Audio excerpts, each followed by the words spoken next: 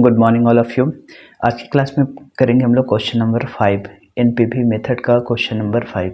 अभी चैप्टर चल रहा है कैपिटल बजटिंग, और कैपिटल बजटिंग में एक टेक्निक्स कर रहे हैं एनपीवी मेथड। तो अब तक 4 क्वेश्चन हो चुका है और आज की क्लास में करना है क्वेश्चन नंबर 5। तो अगर आपने क्वेश्चन नंबर 1, 2, 3, 4 नहीं करा है तो प्लेलिस्ट में इसका क्वेश्चन अपलोडेड है, आप उसको पहले एक बार करें, स्टार्टिंग से करें, ताकि आप क्योंकि जैसे जैसे क्वेश्चन की लेवल बढ़ती जाती है, क्वेश्चन बढ़ते आगे बढ़ते जाओगे तो क्वेश्चन की लेवल थोड़ा बढ़ती जाएगी। तो आप डायरेक्टली अगर क्वेश्चन नंबर 5 करेंगे थोड़ा सा दिक्कत होगा। तो आप स्टार्टिंग से करिए question number 1, 2, 3, 4 and 5।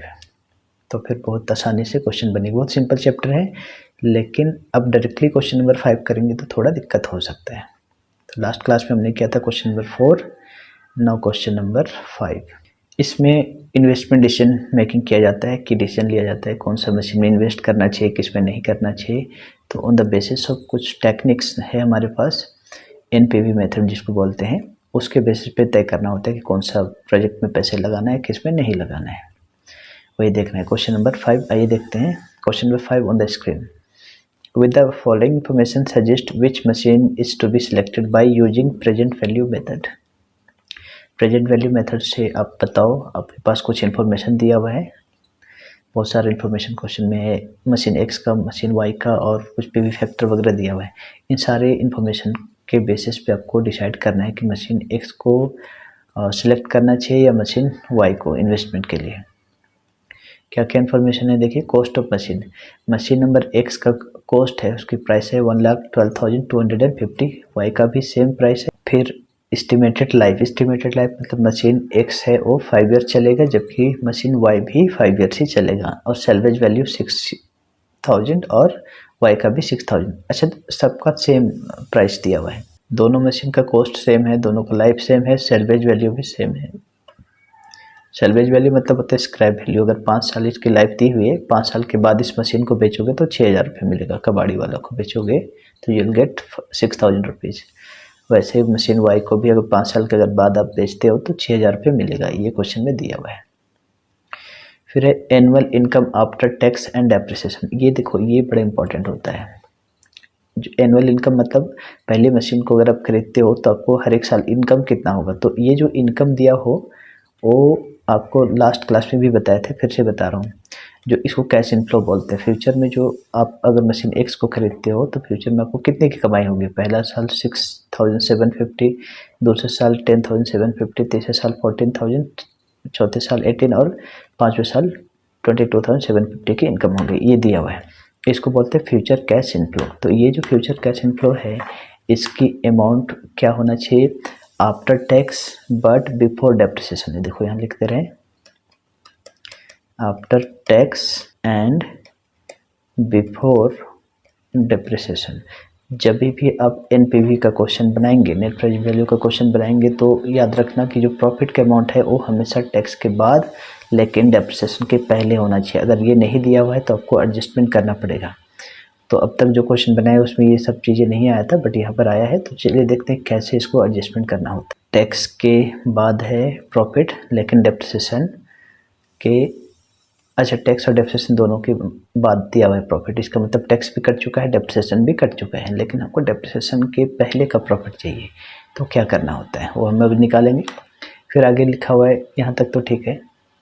Overhauling charges at the end of 3rd year 20,000 in case of machine X and 10,000 of machine Y। Overhauling मतलब होता है रख रखाव, मेंटेनेंस के खर्चे, मशीन को चालू अवस्था में रखने के लिए, मतलब चालू कंडीशन में रखने के लिए उसको कुछ उसमें मेंटेनेंस के खर्च करने पड़ते हैं, उसको ओवरहॉलिंग एक्सपेंसेस बोलते हैं। तो मशीन एक्स का लगेगा 20,000 रुपया और मशीन वाई का 10,000 rupees. Depreciation has been charge at a straight line method, और डिस्काउंटिंग रेट 10% दिया हुआ है। 10% का पीवी फैक्टर यहाँ पर क्वेश्चन में दिया हुआ है। अब आइए क्वेश्चन बनाते हैं। ये थोड़ा बड़ा क्वेश्चन है, और इस तरीके का क्वेश्चन अगर आता है तो 20 मार्क्स का लेवल का क्वेश्चन है। काफ़ी अच्छा क्वेश्चन है डिसीजन मेकिंग वाला। अगर इस क्वेश्चन को समझ जाते हैं तो एनपीवी आपका बीकॉम लेवल का तो डन है। बीकॉम एमकॉम लेवल का जो क्वेश्चन है वो बिल्कुल डन, इससे ज़्यादा बड़ा क्वेश्चन आने की ज़रूरत नहीं है। मतलब इतना अगर कंसेप्ट समझ में आ गया तो आसानी से बना पाओगे।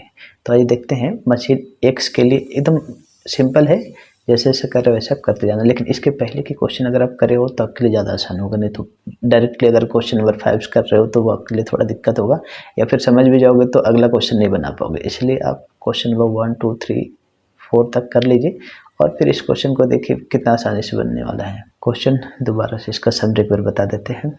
आपके पास कुछ इन्फॉर्मेशन है, दो मशीन ऑप्शन है, मशीन एक्स और मशीन वाई, कौन सा मशीन को खरीदना चाहिए या कौन सा मशीन में पैसे लगाना चाहिए।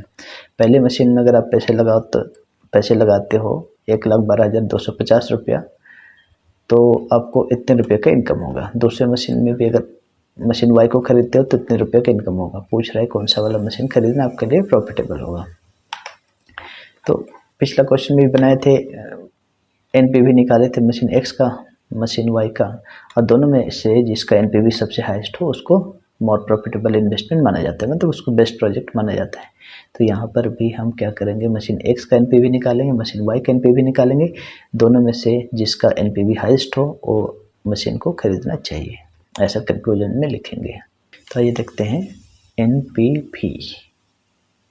सबसे पहले हेडिंग दोगे कैलकुलेशन ऑफ प्रेजेंट वैल्यू, लिख दो present value of machine x. यहाँ थोड़ा कुछ एडजस्टमेंट है, ईयर्स कितने साल है, 5 साल, 1 2 3 4 एंड 5 ईयर्स के बाद लिखना है कैश इनफ्लो।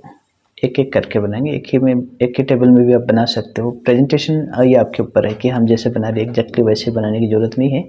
आप अगर चीज़ें समझ जाते हो, उसकी कंसेप्ट समझ जाते हो, तो आपको जैसा प्रेजेंटेशन करना है करिए, फॉर्मेट बनाना है बनाइए, नहीं भी बनाएंगे तो भी चलेगा, बट चीज़ें समझ में आना चाहिए कि करना क्या है। तो कैश इनफ्लो जो दिया हुआ है वो आफ्टर टैक्स एंड डेप्रिसिएशन और टैक्स कटने के बाद दिया हुआ है। चलो इसको लिख लेते हैं। पहले मशीन का है 6750, थोड़ा टाइम टेकिंग है बट ठीक है, अगर आप इसको समझ जाते हो तो आपके लिए बाकी एनपीवी का क्वेश्चन बनाना आसान हो जाएगा। 10,750, 14,750, एकदम धीरे धीरे समझिए, 18,750 और 22,750। ये देखिए ये 5 साल का कैश इनफ्लो दिया हुआ है मशीन एक्स का, ये रहा। अब इसमें देखिए यहाँ पर इस ये जो क्वेश्चन लिखा हुआ है ना, एनुअल इनकम मतलब प्रॉफिट या कैश इनफ्लो भी बोलते हैं, after tax and depreciation, tax भी कटा हुआ है डेप्रिसिएशन भी कटा हुआ है, बट हमें जो प्रॉफिट चाहिए वो बिफोर डेप्रिसिएशन चाहिए, डेप्रिसिएशन के पहले का प्रॉफिट चाहिए। तो चूँकि डेप्रिसिएशन ऑलरेडी कट चुका है इसलिए इसमें डेप्रिसिएशन वापस हम लोग एड बैक करते हैं।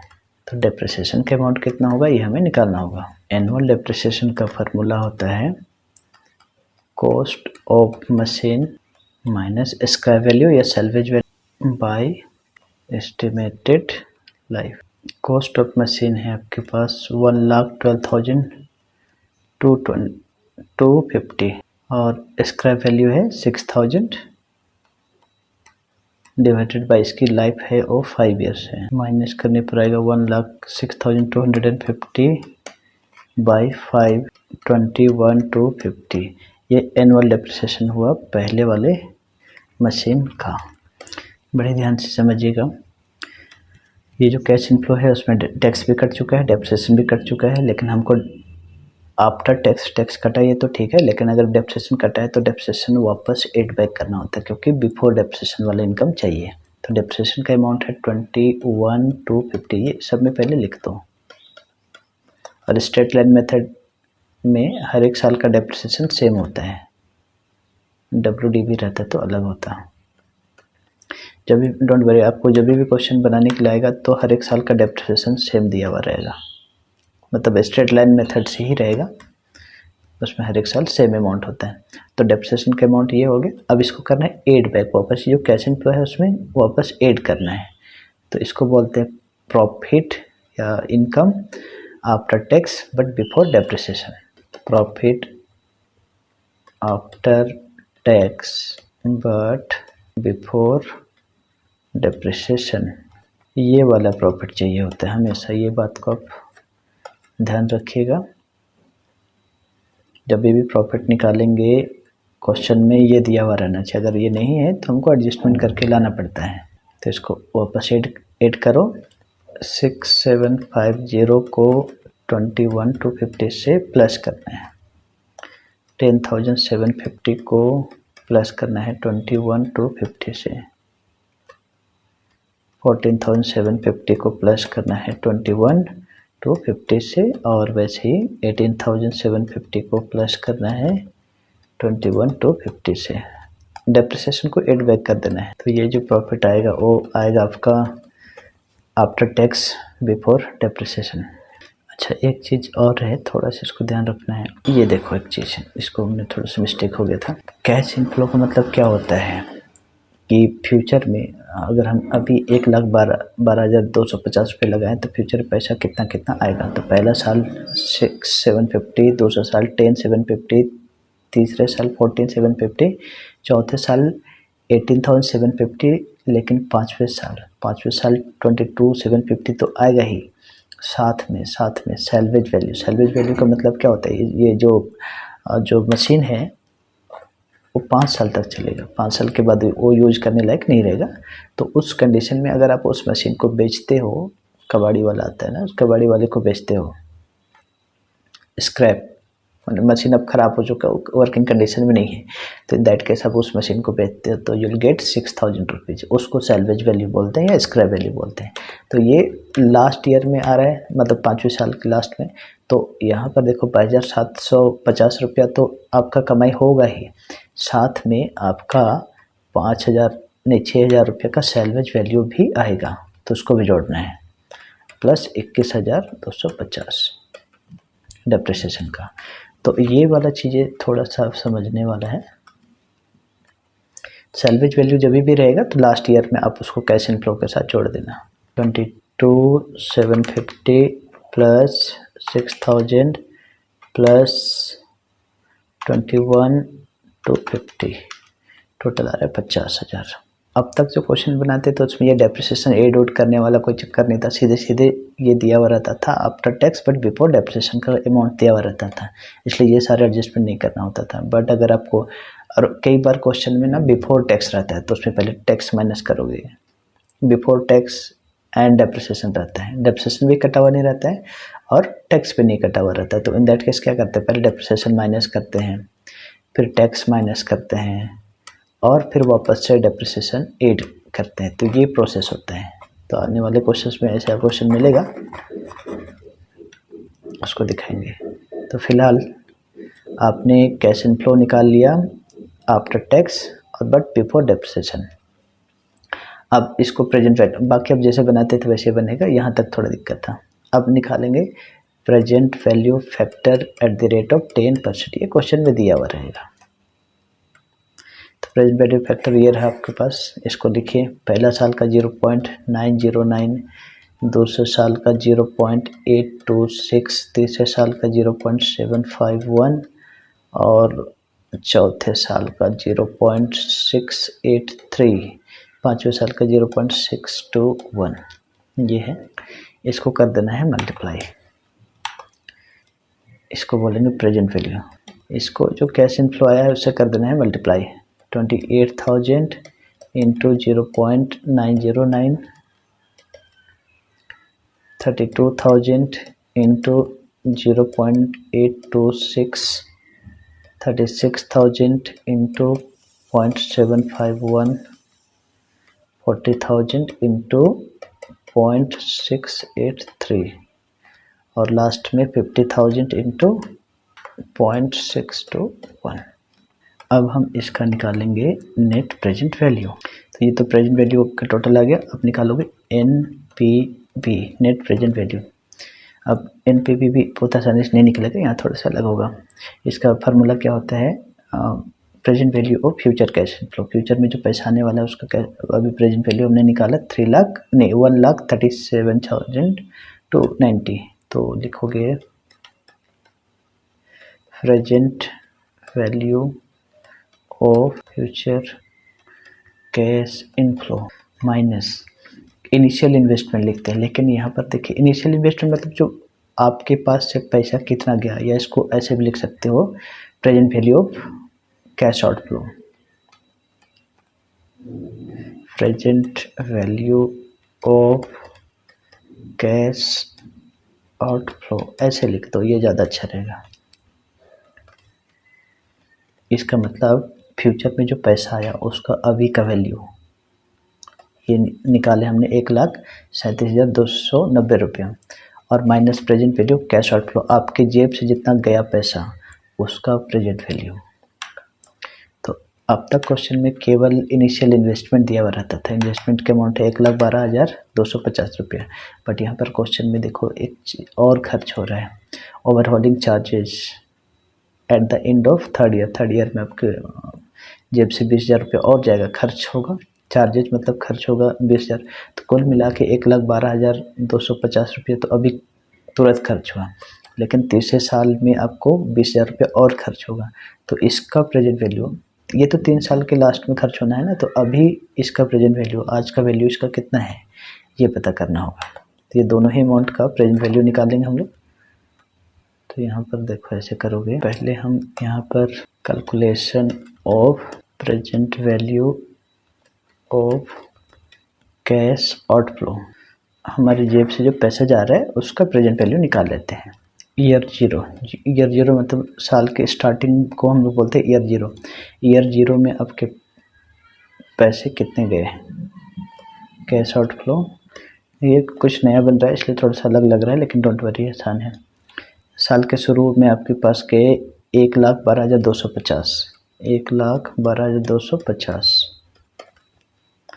और थर्ड ईयर में पैसे फिर से जाएंगे, थर्ड ईयर में आपका पैसा फिर से जाएगा 20,000 रुपया, ओवरहॉलिंग चार्जेस पे 20,000 रुपये खर्च हो रहा है, तो उसको लिखो 20,000 रुपया। इसको प्रेजेंट वैल्यू फैक्टर से मल्टीप्लाई करेंगे, present value factor at the rate of 10%, तो present value factor year zero का होता है 1, और थर्ड ईयर का आपके पास क्वेश्चन में दिया हुआ है, थर्ड ईयर का देखो ये है 0.751, इससे मल्टीप्लाई कर देना है, तो ये प्रेजेंट वैल्यू आ जाएगा, 1 से मल्टीप्लाई करोगे तो वही आएगा 112,250, 1,12,250, और 20,000 को 0.751 से मल्टीप्लाई कीजिए तो आएगा 15,020 रुपीज़।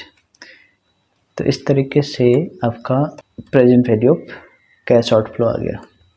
जोड़ो इसको 1,27,270।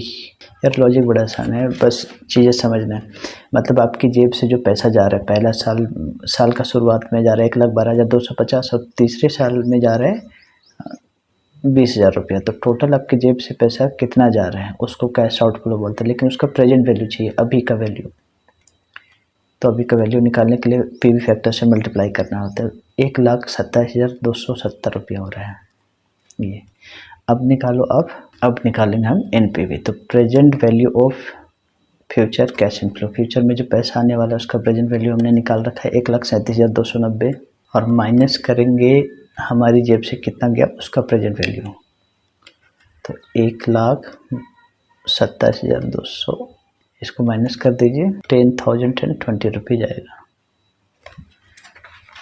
तो ये था पहली वाली मशीन का present value, NPV, net present value. Okay, अब बिल्कुल ऐसे ही हम मशीन वाई के लिए नेट प्रेजेंट वैल्यू निकालेंगे। थोड़ा सा बड़ा बन रहा है लेकिन ठीक है, अब इससे प्रैक्टिस हो जाएगी आपकी। तो हेडिंग लिखिए, calculation of present value of machine Y.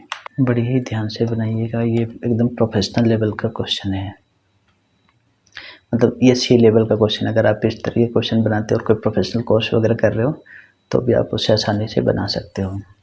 Year 5 साल है, 1 2 3 4। ईयर के बाद आपको लिखना है कैश इनफ्लो। देखिए आपके पास दूसरी वाली मशीन का ये रहा कैश इनफ्लो 22,750, 18,750 ऐसे, ये आपका कैश इनफ्लो है। अब इसमें चूँकि डेप्रिसिएशन कटा हुआ है इसलिए डेप्रिसिएशन वापस साइड बैक करते हैं, तो इसका एनुअल डेप्रिसिएशन पहले निकाल लो। एनुअल डेप्रिसिएशन का फार्मूला क्या होता है, cost of machine minus salvage value by estimated life.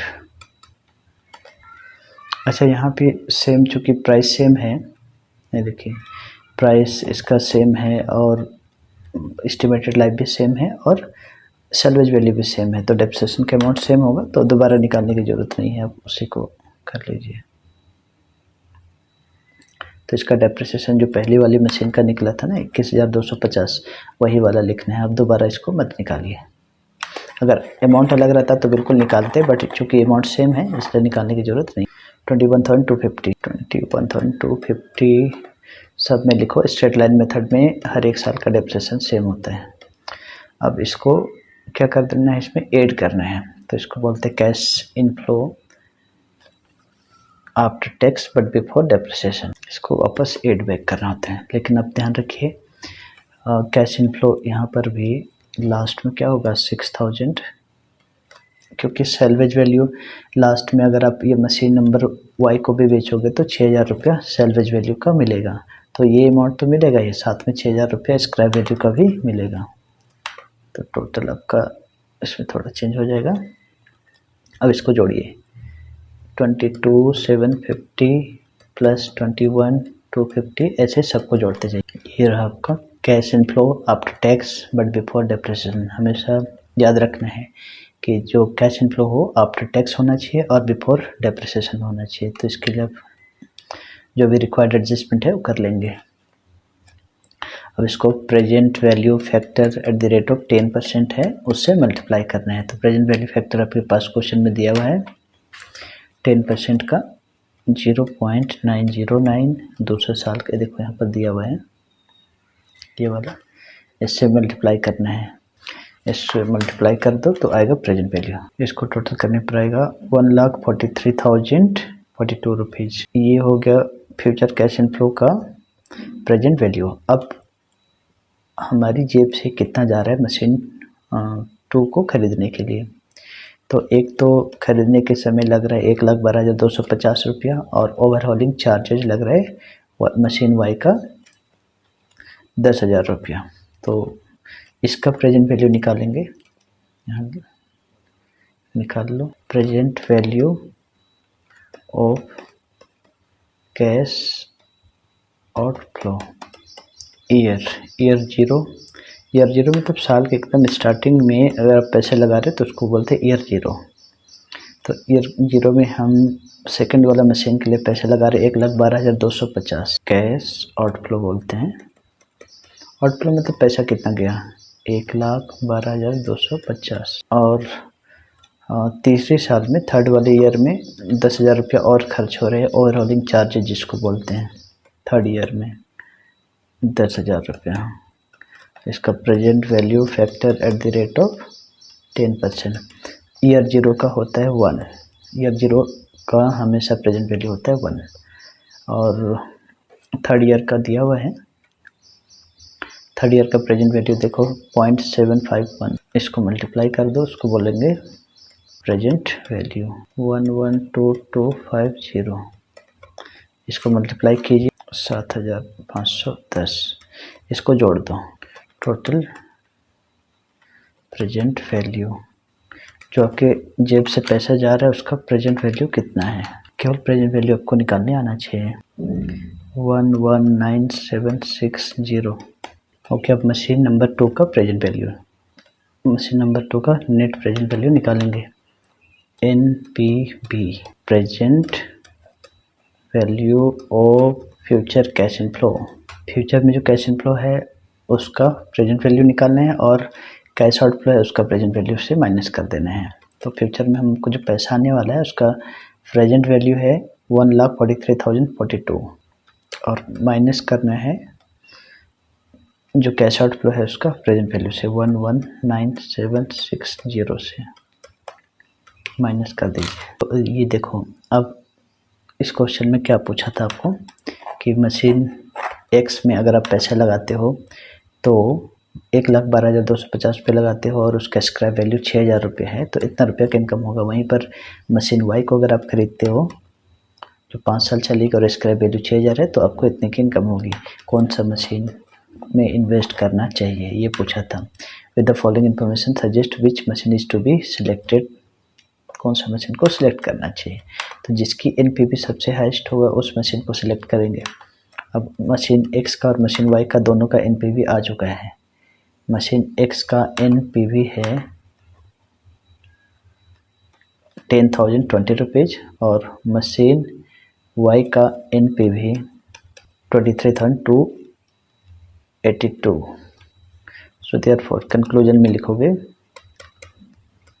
Conclusion में मशीन नंबर 2 का एनपीवी ज़्यादा है तो उस मशीन को सिलेक्ट करना चाहिए। तो यहाँ पर लिखोगे since NPV net present value of machine Y is more than machine X, hence machine Y is more, बस ये लिख दो। तो इस तरीके से बनेगा क्वेश्चन। काफ़ी बड़ा क्वेश्चन था लेकिन ठीक है, आप इसको थोड़ा प्रैक्टिस करिए। मैनुअली थोड़ा दिक्कत होगा कैलकुलेशन के लिए, कैलकुलेटर रहेगा तो ज़्यादा अच्छा होता है। एक बार पूरा कंक्लूजन बता देते हैं। पूछा क्या था क्वेश्चन में? क्वेश्चन में पूछा था 2 मशीन है, मशीन एक्स और मशीन वाई, दोनों की दाम सेम है, स्क्रैप वैल्यू सेम है और लाइफ भी सेम है, लेकिन उसका कैश इनफ्लो अलग अलग है। और ये इस क्वेश्चन में सबसे बड़ा प्रॉब्लम एक दिया था ओवरहॉलिंग चार्जेज। ओवरहॉलिंग चार्जेज मतलब मशीन को रनिंग मोड में रखने के लिए, मतलब रनिंग कंडीशन में रखने के लिए उसमें कुछ खर्चे वर्चे करने पड़ते हैं, मेंटेनेंस के खर्चे करने पड़ते हैं, उसको ओवरहॉलिंग चार्जेज बोलते हैं। वो तीसरा साल में 20,000 रुपये लग रहा है और मशीन वाई का लग रहा है 10,000 रुपया। तो ये एक तरीके से जेब से पैसे जा रहे हैं, उसको कैश आउटफ्लो बोलते हैं। तो एनपीवी का सीधा सा मतलब होता है कि जो आपको पैसे आ रहे हैं, जो इस मशीन से कमाई हो रही है फ्यूचर में, उसका प्रेजेंट वैल्यू निकाल लो और आपकी जेब से जितना पैसा जा रहा है उसका प्रेजेंट वैल्यू निकाल लो, दोनों को माइनस कर दो, एनपीवी आ जाएगा। और जिसका एनपीवी सबसे ज़्यादा होगा वही वाला मशीन आपके लिए ज़्यादा प्रॉफिट देगा। तो कंक्लूजन में आपको लिख देना होता है कि कौन सा मशीन से ज़्यादा इनकम हो रहा है, ज़्यादा एनपीवी आ रहा है। तो यहाँ पर मशीन जो वाई है उसका एनपीवी ज़्यादा है, इसलिए वो ज़्यादा प्रॉफिटेबल होगा। तो इसलिए हमने लिखा since NPV of machine Y is more than machine X, hence machine Y is more profitable. बस। तो ये था क्वेश्चन नंबर 5। काफ़ी बड़ा क्वेश्चन था, एक बार प्रैक्टिस कीजिए। लेकिन यकीन मानिए अगर इस तरीके का क्वेश्चन आप बना लेते हैं तो सीए प्रोफेशनल लेवल तक का क्वेश्चन आप बना पाएंगे। Thanks for watching.